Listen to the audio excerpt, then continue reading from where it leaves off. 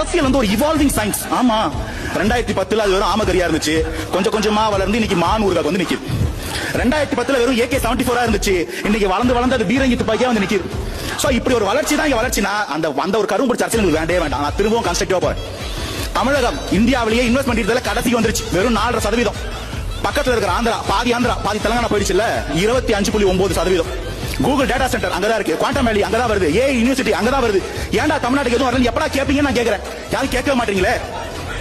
Kick economy, இங்க நம்மள எத்தனை பேரு பாக்குற வேலை பத்தாம வீட்டுக்கு போகும்போது ரேபிடோ ஓட்டு போயிருக்கீங்க? எம்பிபிஎஸ் முடிச்சோம், எம்டெக் முடிச்சோம், ரேபிடோ வண்டி ஓட்டுறான். டாக்டரா இருந்தா 15,000 வருமானம், வண்டி ஓட்டினா 20,000 வருமானம் நிலைமைக்கு எம்பிபிஎஸ் எம்டெக் நம்ம அங்க தள்ளி வச்சுக்கோம். அதை பத்தி இந்த மாநிலத்துக்கு ஒரு பாலிசியே இல்லையே. வாழ்வாதாரத்துக்காக ஆட்டோ ஓட்டுறவனுக்கும் வயிற்றுக்கு 10 ரேபிடோ ஓட்டுறவனோட சண்டை அரசாங்கம் எதையும் வேடிக்கை தான் பாக்குது. இந்த அரசியல் எங்களுக்கு கிடையாது. வெறும் பிளேம் கேம்னா உங்க எல்லாரோட வண்டவாளத்தையும் நான் 75 வருஷம், 53 வருஷம், 15 வருஷம் பட்டவனை போட்டு எடுத்து வச்சிருக்கேன். நான்